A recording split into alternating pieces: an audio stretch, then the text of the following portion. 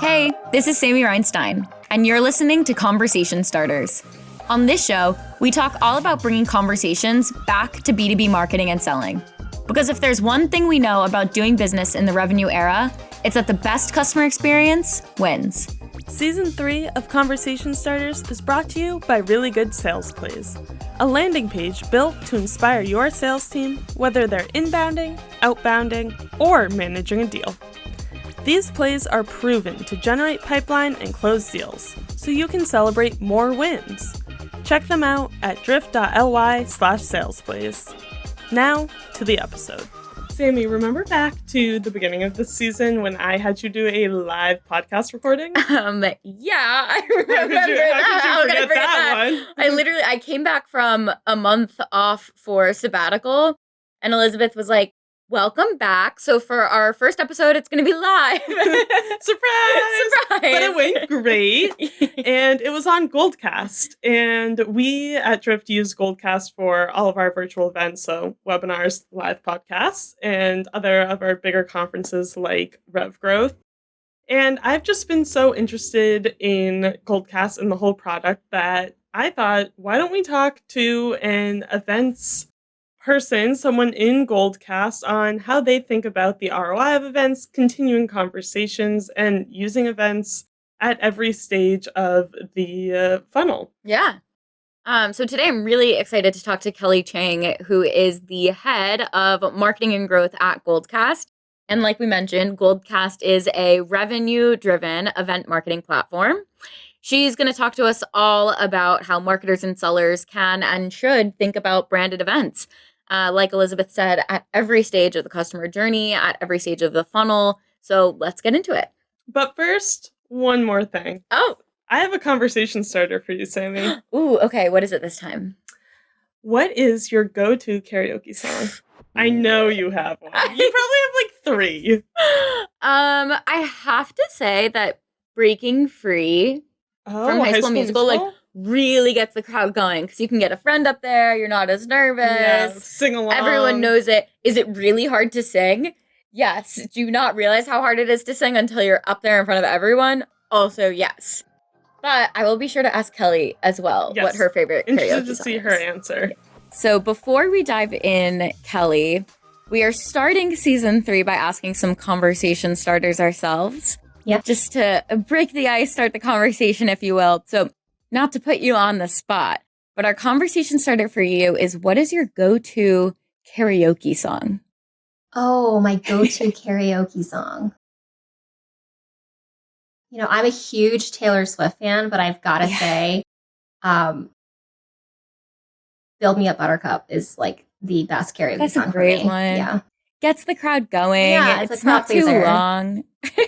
I feel like sometimes when you do karaoke and you're up there and you're like, whoa, this song is really long. Like, I did not commit to or like the beat's way too fast. I don't remember it being so fast. You're like, wait, I actually don't know the words. I only know the chorus. I only know the bridge. Awesome. Well, now that we know a little bit more about you and your go-to karaoke song, would you mind just giving yourself a quick intro, who you are and what you do at Goldcast? Sure. So I'm Kelly Cheng. I am the head of growth at Goldcast, which is a revenue-driven event marketing platform. I've been at Goldcast since October 2021, so coming up on my 1 year. I lead the marketing team, and our goals are really to drive lead generation, brand awareness, and adoption of our product. I've been in marketing for over the last 10 years. I graduated learning about marketing, knowing exactly that I wanted to be in marketing, and so super happy to be here today. Awesome. Well, congrats on 1 year at Goldcast. And I saw you also just raised a Series A, which is very exciting, I'm sure. So we talk a lot on the podcast. I mean, the Conversation Starters is our name, and we do our conversation starters, and we talk a lot about starting conversations, but also starting the right conversations. And I think with events, and specifically what Goldcast does, there is, you're inviting in new people and new personas and maybe new industries. And there's a lot of different ways that you can start the right conversation through events. But I wanted to start by doubling down into something you said on a webinar with Alice. And you said it's important to talk with sales and customer success to identify best fit prospects for event registration. So can you talk a bit about what does that alignment look like in practice? For sure. So when you're looking at an event, events are a great place for people to network and connect. But outside of that, it's also a great place for, brands to be able to share content, thought leaders to be able to, share their perspectives on certain topics. And so when you're having an event, it's really a distribution channel for content. And so lining your target audience, your personas with the content that you have in mind is super important. If your end metric is pipeline, you have, a bunch of leading KPIs that you're going to be able to be tracking before you get to that pipeline number. Some of them may include, leads getting created, registrations, people actually attending. None of those metrics are going to skyrocket unless you have that alignment. If your content speaks to the end consumer of that content, then you're going to see that organic engagement. And that's where, you see magic happen with events. Yeah. Yeah. I mean, that is extremely important, the alignment. And also, if you have that alignment pre-event, it means post-event, hopefully your teams are doing a really good job following up because they're bought in. They know that their target accounts or whoever that best fit prospect may be is going to that event and is specific to them and their needs. Exactly. And so, we kind of see, marketing as the person responsible or the team responsible for creating this content. But in order, for the event to be successful, we need to fill, butts on seats. And that's where we lean on our sales and our CS teams. Like, how can you help get the word out, get the right people signing up so then we can have the successful event from pre-event, during event, all the way through to post-event. What do you find to be most successful, like the channels that sales and CS can use to help spread that word? Is it enabling them through social or just, through their calls that they're having with their prospects and customers? I think, there's definitely certain channels that are more impactful than others. Like we at Goldcast see organic social, just organic referral traffic being, the thing that drives the most results for us.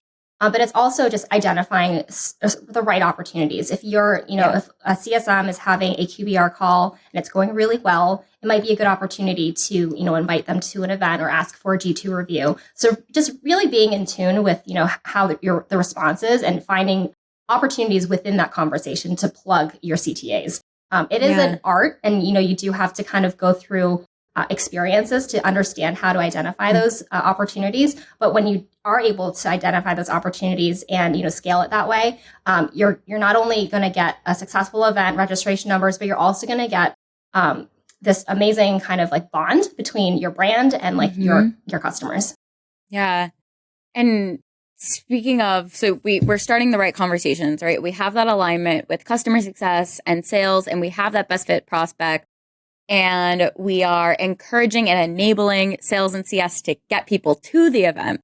And then post-event, we're thinking now about how can we continue the conversation. So how can marketers best enable their sales teams and customer teams, for that matter, to follow up with event attendees and start those or continue those conversations? This is a great question. And so we at Goldcast, we treat attendees and people that did not attend separately. We do not treat them all the same. I think it's super important to treat everybody as individuals as much as possible at scale. And so for attendees at Goldcast, on all the events that we run, we obviously run all of our events on our own platform. We always include some kind of way to learn more about our audience. So whether it's executing a poll, asking, what's your favorite color, or, something, maybe even something super random, maybe something related to the content. But the point is that all that data gets synced through from our platform to marketing automation platforms through to Salesforce. So then the salesperson will be able to understand, oh, this person's actually interested in blue versus yellow. So in my follow-up, I will continue that conversation by talking about blue. So that's, how we've been able to use our own platform to continue conversations from interactions that happened during the event. If you did not attend an event, what we do on the marketing side is that we write out these amazing recaps of every single session, every single event, as a tool to enable our teams to be able to speak to what happened in the event that the attendee or the registrant missed. So sorry you missed this. This is what happened. If you want to check it out, we have it on demand. Here it is. So not really using that status of did not attend to sell, like, let's get a demo, let's get a meeting, right. But more of like a nurture, like, this is what you missed. Join us for the next one. Yeah. And that's a really important point. If they didn't attend, it doesn't mean necessarily their next step is going to be get a demo. Right. So it's finding those ways to nurture. And I love what you said about using the poll information in the follow-up. So finding something in terms of, a personalized conversation. But like you said, it's personalization at scale. You can't necessarily personalize the information to every single person. But if you're asking that poll information or thinking even about, you could use the poll for like, what types of content would you like to see in the follow-up, and bucketing that out. That is very interesting. We also actually see people we have people asking questions in an event. We have a Q&A tab where all of our questions end up. We track that as well. So if someone has a specific question, you can, continue that conversation and bring it over to email and just, extend that relationship from the event through to post-event. Yeah. And how do you find that the post-event communication changes depending on if it's more for your top of funnel audience who is just getting some awareness versus maybe a customer or a bottom of funnel type of, customer webinar or customer event? Yeah, that's a great question. I mean, I think at the end of the day, the one thing that we look at to understand how we approach these differently is data, understanding how their engagement data has, been collected up until this point for follow-up. If they're a customer, what do we want them to do next as a customer? If they're a prospect, if they're super early, if they've only been to our website twice, they're probably not, ready to buy. But, if they're clicking on our paid ads, they're probably Googling us and likely ready to buy. Right. So using that data to really help inform what the next steps are. Yeah. Yeah, it's that intent and then the intent follow-up and making that personalized. When it comes to the event itself, I think that something that's on every event marketer's mind is, how do I get someone there? And we talked a little bit about enabling CS and sales and having them post to social channels and employee engagement. But what do you suggest from a content perspective leading up to the event to not only get people to register, but actually show up to the event? Yeah, I think, a lot of times, and I've been interviewing a lot of event marketers that have, talked about how the wrong way to run an event is to, the reason to have an event is, we have to have an event, and then building your content map afterwards. You really have to start with the content and knowing, what your event is for, having that purpose before you say you're going to run it. We always start with content, making sure that we actually have, something important to say. If we're going to be asking for people's time live, then, there's got to be value to it. They've got to get something out of it. We don't want to ever host an event that we don't want to attend ourselves. So always starting with the content first. And so from the get-go, we have an arsenal of, promotional ways to promote the event, because we know that, event marketers are going to want to attend and get out of it. What we like to do at Goldcast is tease things out. So starting, with the headliner, and then, coming up with, supporting sessions, maybe a workshop afterwards, something more and more and more. So people aren't forgetting what's going to happen, and you're just adding more to their plate. And then finally, something that we've seen super, super helpful is incentivizing attendance, getting people to show up by saying, we're going to get you a coffee if you join us live for, this afternoon event. Getting people love games. So teasing out a, giveaway or, gamifying events. People, are super incentivized that way. Another way that I've newly tried to do is I've been trying out a lot of different social media automation tools. So sending out mass in-mails to my network or lists in LinkedIn, inviting people to events. At Goldcast, we have really, really, really amazing email marketing capabilities within the platform. And something that I've seen work really well getting people to show up is sending emails, during the event. When your event's going on, just because it's going on doesn't mean people can't still join or register. So sending emails during the event has actually gotten people coming in because it's top of mind. It's happening right now. If it's happening 2 weeks from now, it's already forgotten. Yeah, I mean, I know that works for me. There's certainly been times when I've been like, I really want to join this webinar and then work gets in the way or whatever happens, and you get that email and you're like, wait, oh my gosh, I do want to join. I think that's during the event, sending out that messaging and continuing the social media strategy and continuing that email strategy is really important. And I also love what you said about making sure that the event is, value driven and that the attendees are going to get something out of it and that it's built into your content roadmap, because I'm sure there is so much great content that's coming during the event that you can repurpose after the event. So if you're keeping it value driven, you're able to continue to repurpose and the lifetime and life cycle of that event gets extended. Right. Exactly. And so, at Goldcast, we're events first, we're an event technology company. And so the content usually starts with events, and then, we're able to reformat it into videos, blog posts, social posts. And so it kind of lives on with a much, much longer shelf life. It lives on with an on-demand version for maybe another 6 months. And you have mentioned some reporting capabilities and data and using the data to inform your decisions. I'm curious, I'd love to dive deeper into that. What do you think are some maybe like missed opportunities you see happening for event marketers when it comes to attributing influence and events as influence on the funnel?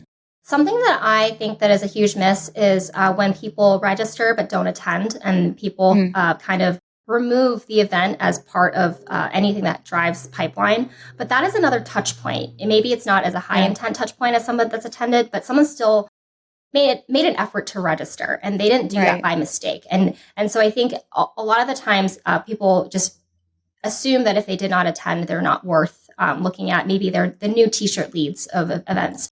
But I still think that, they clearly saw some kind of value to it. Maybe they were busy, maybe life happened, but I don't think it's worth to write off. And so I think that's one piece where I think you could probably milk more out of is your did not attend people. Yeah, that is a really good point.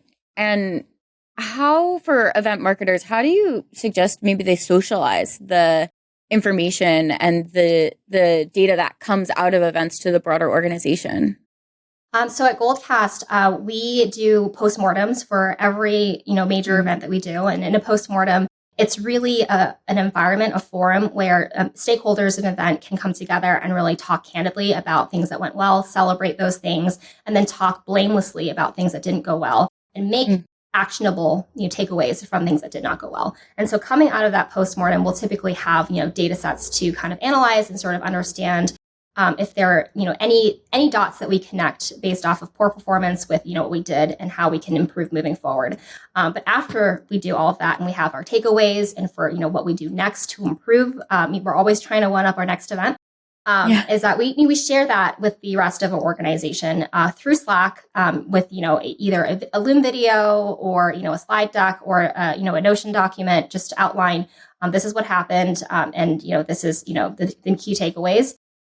We always have that documented. People may not always go look at it, but we always have it because it's at some point you're going to need what happened. Like you're going to need that documentation, whether you have turnover or, it's 5 years down the line and you want to look back on what happened. It's super important to sort of have those documents in place so you can remember. Yeah. I love that. I think postmortems are very important. And you used the word blamelessly, which I think is a key word within there. Not pointing fingers, just simply what happened. How can we make this better next time? Exactly. Yeah.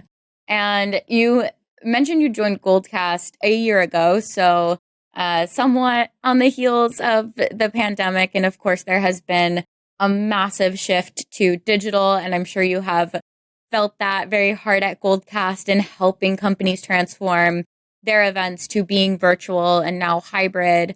How, from a measurement perspective, have you seen events impact in the shift to digital? Do you find that there's now maybe more pipeline coming from events, or we have to reframe how we think about events in terms of creating pipeline? Yeah, that's a great question. I think, philosophically, the events industry was kind of flipped on its head. It was in person first, and now it's digital first. And I don't believe it's going to go back to in person first. I fully believe that we're heading into a world of digital first events, whether it be, hybrid with an element of in person, but I do believe that we're going to have to think everything digital first. That changes the game completely. It changes the way we analyze the events, changes the way that people engage and behave on events, how we, even the technology tools that we have. I mean, over the last 2 years, the events industry there's been so much amazing innovation. It's been so exciting to see. And as a marketer, as a demand gen growth marketer, I'm like nerding out on all the data points that we can collect now. I think what we might see is marketers being overwhelmed with the amount of data that they are able to collect and not being able to prioritize and make sense of them. And so I do think that like that is probably the next big, problem is figuring out how to qualify event leads, given all of the engagement signals that we're getting. Every single time someone's clicking on something, sending out a chat message, that's an engagement point. But how do we prioritize, build a model to make sure that it's a repeatable process to qualify these people that come through this event? So I think that's probably the next thing as we're continuing growing our digital engagement signals is making sense of all of them. I think that overall the event space has it's just completely reinvented, and it's super exciting because one part of events that I think I've always, there's always that FOMO. The fear of missing out. People always want to go to the events. People maybe not being able to attend because of budget reasons. But now it's fully accessible. You just need a computer, Wi-Fi, and I think it's a huge positive in the B2B world. Yeah, I agree. Being able to just, like we said, like while you're working and you can just pop into this event rather than, having to fully restructure your day or a week to go to an in-person event. But like we mentioned, there are a lot of in-person events that are now happening. And with that, we've seen it paired with a virtual element. So making it this sort of hybrid experience so that there is in person, but you also get this accessibility and connection from a virtual perspective as well. How have you seen companies successfully pair the in-person and virtual elements? Yeah, that's a really good question. And we're actually working on a research report right now just to try to understand maybe different industries, different personas prefer in-person engagements versus virtual engagements. You really just have to it comes down to the industry and the persona. Some people love being in person, some people don't. But for me, like in the hybrid space, I would say that, at Goldcast, we've run a couple of different hybrid executions using our own platform. And it's been amazing to sort of see it come to life because people talk about hybrid, but nobody really knows what it is or what it looks like or how to actually pull it off. So happy to say that we pulled it off. And I think, tips for doing that is that you need a platform that can support both. It needs to be a single platform. You can't kind of Frankenstein two together. It needs to be a platform that supports an in-person experience as well as the virtual experience. Disconnecting the two would just be super disjointed and you're just going to have a lot of issues. The second thing is that you really have to have a vision or have a plan for how you want your in-person attendees to engage versus the virtual attendees engagement. It's kind of like two separate events and you do have to plan them separately. You may have, in-person happy hours, but while they're having a happy hour, what are the virtual folks doing? Are you sending them a kit? Are you giving them a virtual DJ? So keeping them in mind that, it's happening at the same time. They're in two different spaces. So you do have to plan two different plans. Yeah. That's a really good point. I love the idea of doing a kit or something while in person they're doing a happy hour. We might steal that. Kelly, thank you so much for coming on Conversation Starters. I really enjoyed our conversation and learning more about events. And I think you have a really unique outlook being at an event marketing company and being in growth and marketing. So I really appreciate it. If people want to connect with you or learn more about Goldcast, where can they find you and where can they find more information about Goldcast? Come find me on my LinkedIn. It's just linkedin.com/in/Kelly H. Cheng. And then learn more about Goldcast at our website, goldcast.io. First podcast episode all about events in the books. Yes. Season 3, finally getting to events.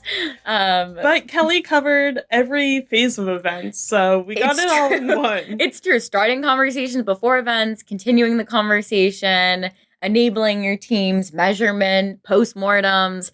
I really learned a lot from Kelly. Yeah, I really enjoyed what she had to say about how to communicate the ROI of events back to the broader company. Because I think that's always something top of mind for everyone is no matter what work you're doing, you can sometimes feel like you're in a silo. So just proving the benefit and the more people that know about the work you're doing, the broader reach and higher ROI you're going to have. Yeah, I really liked the personalization piece in the polls in the event, using that information or questions to follow up past the event.